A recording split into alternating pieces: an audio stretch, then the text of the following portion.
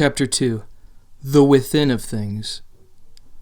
On the scientific plane, the quarrel between materialists and the upholders of a spiritual interpretation, between finalists and determinists, still endures.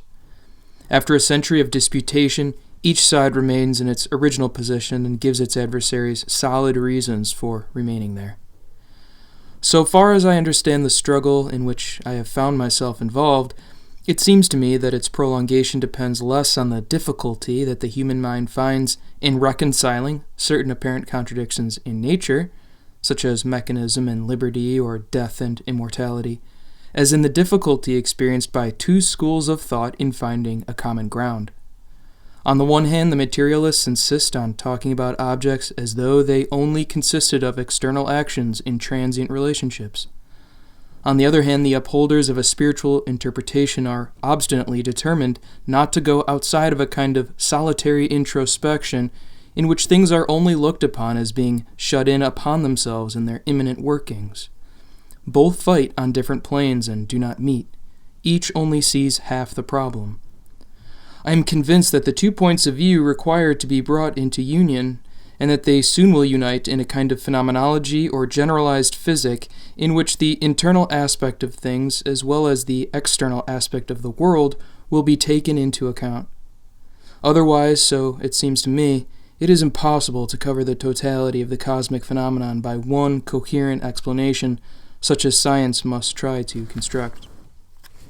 We have just described the without of matter in its connections and its measurable dimensions. Now, in order to advance still farther in the direction of man, we must extend the bases of our future edifices into the within of that same matter. Things have their within, their reserve, one might say, and this appears to stand in definite qualitative or quantitative connections with the developments that science recognizes in the cosmic energy. These three statements, i.e., that there is a within, that some connections are qualitative, that others are quantitative, are the basis of the three sections of this new chapter. To deal with them, as here I must, obliges me to overlap before life and somewhat to anticipate life and thought. However, is not the peculiar difficulty of every synthesis that its end is already implicit in its beginnings? 1. Existence. If there is one thing that has been clearly brought out by the latest advances in physics, it is that, in our experience, there are spheres, or levels, of different kinds in the unity of nature, each of them distinguished by the dominance of certain factors which are imperceptible or negligible in a neighboring sphere or on an adjacent level. On the middle scale of our organisms and of our constructions, velocity does not seem to change the nature of matter. Nonetheless, we now know that at the extreme values reached by atomic movements, it profoundly modifies the mass of bodies. Among normal chemical elements, stability and longevity appear to be the rule, but that illusion has been destroyed by the discovery of radioactive substances. By the standards of our human existence, the mountains and stars are a model of majestic changelessness. Now we discover that, observed over a sufficiently great duration of time, the earth's crust changes ceaselessly under our feet, while the heavens sweep us along in a cyclone of stars. In all these instances, and in others like to them, there is no absolute appearance of a new dimension. Every mass is modified by its velocity. Every body radiates. Every movement is veiled in immobility when sufficiently slowed down. But on a different scale, or at a different intensity, there will become visible some phenomenon that spreads over the horizon, blots out the other distinctions, and gives its own particular tonality to the whole picture. It is the same with the within of things. For a reason that will soon appear, objects in the realm of physico-chemistry are only made manifest by their outward determinisms. In the eyes of the physicist, nothing exists legitimately, at least up to now, except the without of things. The same intellectual attitude is still permissible in the bacteriologist, whose cultures, apart from some substantial difficulties, are treated as laboratory regions. But it is already more difficult in the realm of plants. It tends to become a gamble in the case of a biologist studying the behavior of insects or coelenterates. It seems merely futile with regard to the vertebrates. Finally, it breaks down completely with man, in whom the existence of a within can no longer be evaded, because it is the object of a direct intuition and the substance of all knowledge. The apparent restriction of the phenomenon of consciousness to the higher forms of life has long served science as an excuse for eliminating it from its models of the universe. A queer exception, an aberrant function, an epiphenomenon. Thought was classed under one or other of these heads in order to get rid of it. But what would have happened to modern physics if radium had been classified as an abnormal substance without further ado? Clearly, the activity of radium had not been neglected and could not be neglected because, being measurable, it forced its way into the external web of matter, whereas consciousness, in order to be integrated into a world system, necessitates consideration of the existence of a new aspect or dimension in the stuff of the universe. We shrink from the attempt, but which of us does not, in both cases, see an identical problem facing research workers, which have to be solved by the same method, namely to discover the universal hidden beneath the exceptional? Laterally, we have experienced it too often to admit of any further doubt. An irregularity in nature is only the sharp exacerbation, to the point of perceptible disclosure, of a property of things diffused throughout the universe, in a state which eludes our recognition of its presence. Properly observed, even if only in one spot, a phenomenon necessarily has an omnipresent value and roots by reason of the fundamental unity of the world. Whither does this rule lead us if we apply it to the instance of human self-knowledge? Consciousness is completely evident only in man, we are tempted to say. Therefore, it is an isolated instance of no interest to science. Consciousness is evident in man, we must continue, correcting ourselves. Therefore, half seen in this one flash of light, it has a cosmic extension, and as such is surrounded by an aura of indefinite spatial and temporal extensions. The conclusion is pregnant with consequences, and yet I cannot see how, by sound analogy with all the rest of science, we can escape from it. It is impossible to deny that, deep within ourselves, an interior appears at the heart of beings, as it were seen through a rent. This is enough to ensure that, in one degree or another, this interior should obtrude itself as existing everywhere in nature from all time. Since the stuff of the universe has an inner aspect at one point of itself, there is necessarily a double aspect to its structure, that is to say, in every region of space and time, in the same way, for instance, as it is granular, coextensive with their without, there is a within to things. The consequent picture of the world daunts our imagination, but it is in fact the only one acceptable to our reason. Taken at its lowest point, exactly where we put ourselves at the beginning of these pages, primitive matter is something more than the particulative swarming so marvelously analyzed by modern physics. Beneath this mechanical layer, we must think of a biological layer that is attenuated to the uttermost, but yet is absolutely necessary to explain the cosmos in succeeding ages. The within, consciousness, and then spontaneity, three expressions for the same thing. It is no more legitimate for us experientially to fix an absolute beginning to these three expressions of one and the same thing than to any other lines of the universe.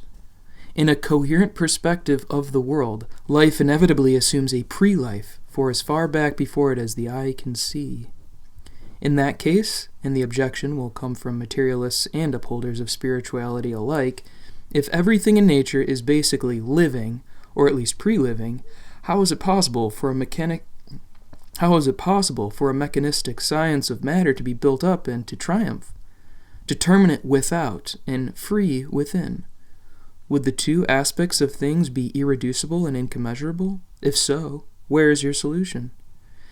The answer to this difficulty is already implicit in what we have said above about the diversity of spheres of experience superimposed in the interior of the world. It will appear more clearly when we have discerned the qualitative laws that govern, in their growth and variation, the manifestations of what we have just called the within of things. 2. The qualitative laws of growth. To harmonize objects in space and time, without presuming to determine the conditions that can rule their deepest being, to establish an experimental chain of succession in nature, not a union of ontological causality, To see, in other words, and not to explain. This, let it not be forgotten, is the sole aim of the present study. From this phenomenal point of view, which is the scientific point of view, can one go beyond the position where our analysis of the stuff of the universe has just stopped? In this last, we have recognized the existence of a conscious inner face that everywhere duplicates the material, external face, which alone is commonly considered by science. Can we go further and define the rules according to which this second face, for the most part entirely hidden, suddenly shows itself, and then as suddenly bursts through into certain other regions of our experience? Yes, so it seems, and even quite easily, provided there are placed one after the other 3 observations that each one of us could have made, but which do not take on their true value until we think of linking them together. A. First observation. Considered in its pre-vital state, the within of things, whose reality, even in the nascent forms of matter we have just admitted, must not be thought of as forming a continuous film, but as assuming the same granulation as matter itself. Soon we shall have to return to this essential point.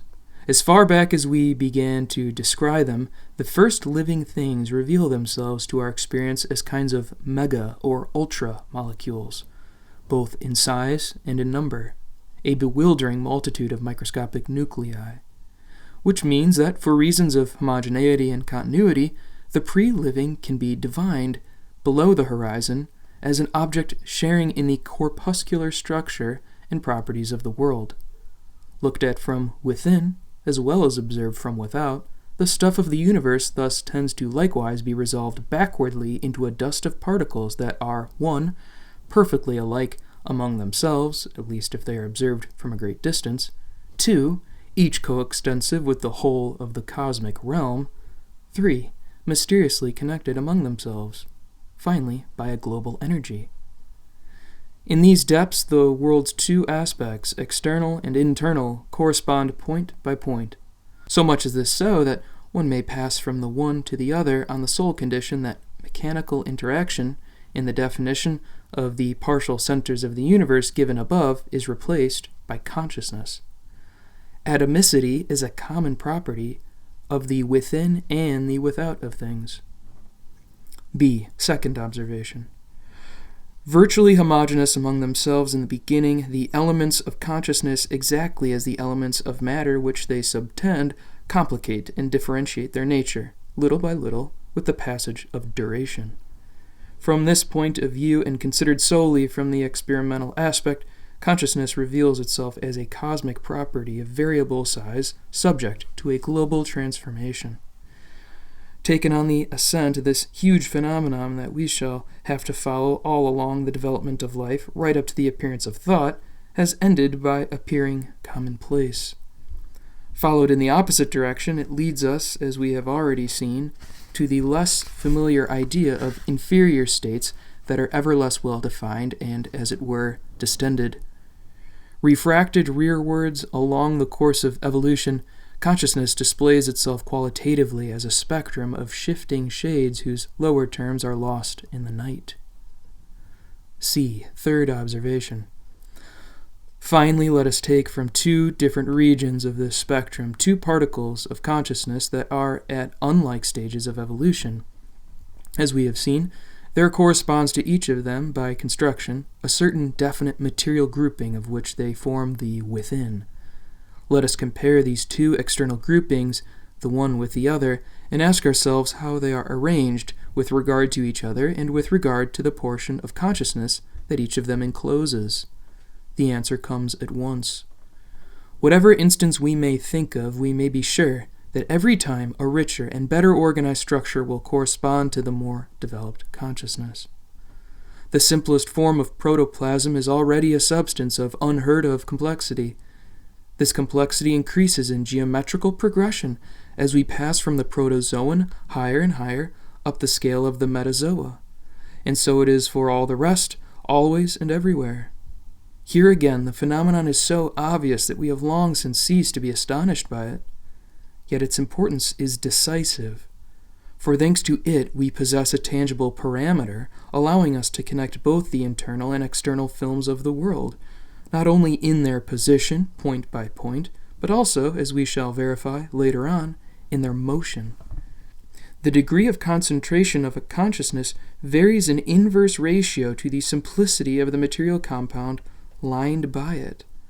Or again, a consciousness is that much more perfected according as it lines a richer and better organized material edifice. Spiritual perfection, or conscious centrality, and material synthesis, or complexity, are but two aspects or connected parts of one and the same phenomenon.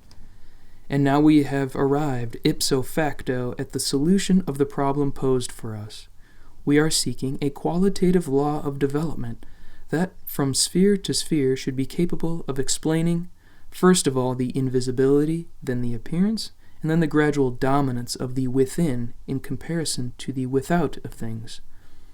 This law reveals itself once the universe is thought of as passing from state A, characterized by a very large number of very simple material elements, that is to say, with a very poor within, to state B, defined by a smaller number of very complex groupings, that is to say, with a much richer within. In state A, the centers of consciousness, because they are extremely numerous and extremely loose at the same time, only reveal themselves by overall effects which are subject to the laws of statistics. Collectively, that is, they obey the laws of mathematics. This is the proper field of physicochemistry. In state B, on the other hand, these less numerous and at the same time more highly individualized elements gradually escape from the slavery of large numbers. They allow their basic non-measurable spontaneity to break through and reveal itself. We can begin to see them and follow them one by one, and in so doing we have access to the world of biology. In sum, all the rest of this essay will be nothing but the story of the struggle in the universe between the unified multiple and the unorganized multitude. The application throughout of the great law of complexity and consciousness, a law that itself implies a physically convergent structure and curvature of the world. But we must not go too quickly, and since we are still concerned with pre-life, let us only keep in mind that, from the qualitative viewpoint, there is no kind of contradiction involved in admitting that a universe of mechanistic appearance may be built up of liberties, provided that the liberties are therein contained in a sufficiently fine state of division and imperfection. 3. Spiritual energy. There is no concept more familiar to us than that of spiritual energy, yet there is none that is more opaque scientifically. On the one hand, the objective reality of physical effort and work is so well established that the whole of ethics rests on it, and, on the other hand, the nature of this inner power is so intangible that the whole description of the universe in mechanical terms has had no need to take account of it, but has been successfully completed in deliberate disregard of its reality. The difficulties we still encounter in trying to hold together spirit and matter in a reasonable perspective are nowhere more harshly revealed. Nowhere either is the need more urgent of building a bridge between the two banks of our existence, the physical and the moral, if we wish the material and spiritual sides of our activities to be mutually enlivened. To connect the two energies of the body and the soul in a coherent manner, science has provisionally decided to ignore the question, and it would be very convenient for us to do the same. Unfortunately, or fortunately, caught up as we are here in the logic of a system where the within of things has just as much or even more value than their without, we collide with the difficulty head-on. It is impossible to avoid the clash. We must advance. Naturally, the following considerations do not pretend to be a truly satisfactory solution of the problem of spiritual energy. Their aim is merely to show, by means of one example, what, in my opinion, an integral science of nature should adopt as its line of research and the kind of interpretation it should follow. A. The problem of the two energies. Since the interface of the world is manifest deep within our human consciousness and there reflects upon itself, it would seem that we have only got to look at ourselves in order to understand the dynamic relationships existing between the within and the without of things at a given point in the universe. In fact, so to do is one of the most difficult of all things. We are perfectly well aware in our concrete actions that the two opposite forces combined. The motor works, but we cannot make out the method, which seems to be contradictory. What makes the crux, and an irritating one at that, of the problem of spiritual energy for our reason is the heightened sense that we bear without ceasing in ourselves that our action seems at once to depend on, and yet to be independent of, material forces. First of all, the dependence. This is depressingly and magnificently obvious. To think, we must eat. That blunt statement expresses a whole economy and reveals, according to the way we look at it, either the tyranny of matter or its spiritual power. The loftiest speculation, the most burning love are, as we know, only too well, accompanied and paid for by an expenditure of physical energy.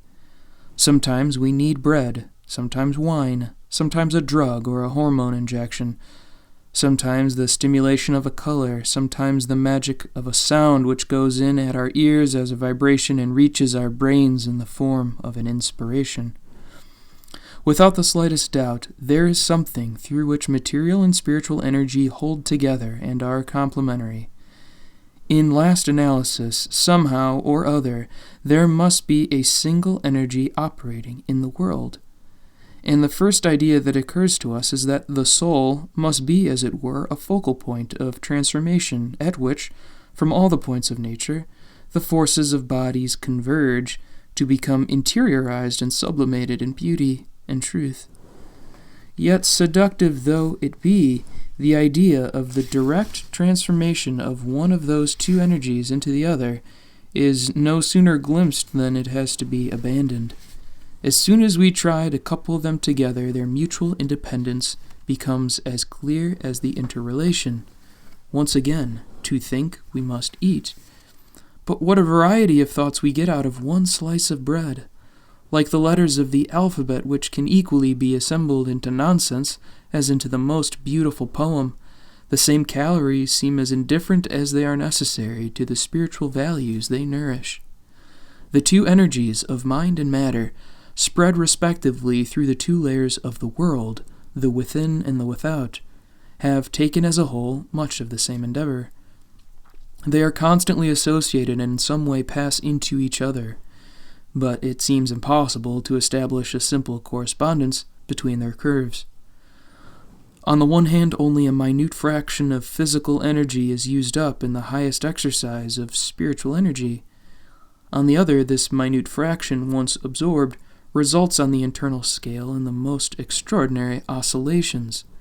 A quantitative disproportion of this kind is enough to make us reject the naive notion of change of form, or direct transformation, and hence all hope of discovering a mechanical equivalent for will or thought. Between the within and the without of things, the interdependence of energy is incontestable, but it can, in all probability, only be expressed by a complex symbolism in which terms of a different order are employed. B. A line of solution. To avoid a fundamental dualism, at once impossible and anti-scientific, and at the same time to safeguard the natural complexity of the stuff of the universe, I accordingly propose the following as a basis for all that is to emerge later. We shall assume that, essentially, all energy is psychic in nature, but add that in each particular element this fundamental energy is divided into two distinct components: a tangential energy, which links the element with all the others of the same order, that is to say, of the same complexity and the same centricity as itself in the universe, and a radial energy which draws it towards ever greater complexity and centricity, in other words, forwards. From this initial state, and supposing that it disposes of a certain free tangential energy, the particle thus constituted must obviously be in a position to increase its internal complexity in association with neighboring particles, and thereupon, since its centricity is automatically increased, to augment its radial energy. The latter will then be able to retract in its turn in the form of a new arrangement in the tangential field, and so on. In this view, whereby tangential energy represents energy as such, as generally understood by science, The only difficulty is to explain the interplay of tangential arrangements in terms of the laws of thermodynamics. As regards this, we may remark the following. A. First of all, since the variation of radial energy in function of tangential energy is affected, according to our hypothesis, by the intervention of an arrangement, it follows that as much as you like of the first may be linked with as little as you like of the second. For a highly perfected arrangement may only require an extremely small amount of work. This fits in with the facts noted in section A above. B. Moreover, in the system here proposed, we are paradoxically led to admit that cosmic energy is constantly increasing, not only in its radial form, but, which is much more serious, in its tangential one, for the tension between elements increases with their centricity itself. This would seem to be in direct contradiction with the law of conservation of energy. It must be noted, however, that this increase of the tangential of the second kind, the only one troublesome for physics, only becomes appreciable with very high radial values, as in man, for instance, and social tensions.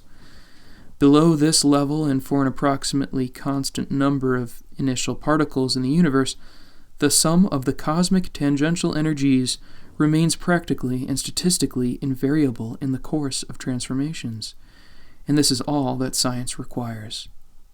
C.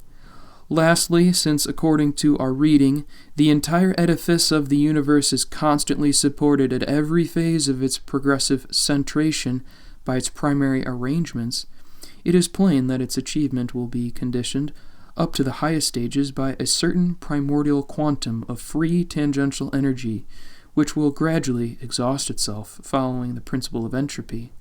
Looked at as a whole, this picture satisfies the requirements of reality. 3 questions remain still unanswered, however. A. By virtue of what special energy does the universe propagate itself along its main axis in the less probable direction of the higher forms of complexity and centricity? B. Is there a definite limit and end to the elemental value and to the sum total of the radial energies developed in the course of transformation? C. Is this final and resultant form of radial energies, supposing it exists, subject to reversal? Is it destined one day to start disintegrating so as to satisfy the principle of entropy and fall back indefinitely into pre-living and still lower centers by the exhaustion and gradual leveling down of the free tangential energy contained in the successive envelopes of the universe from which it has emerged? To be answered satisfactorily, these 3 questions must await a much later chapter, when the study of man will have led us to the concept of a superior pole to the world, the omega point.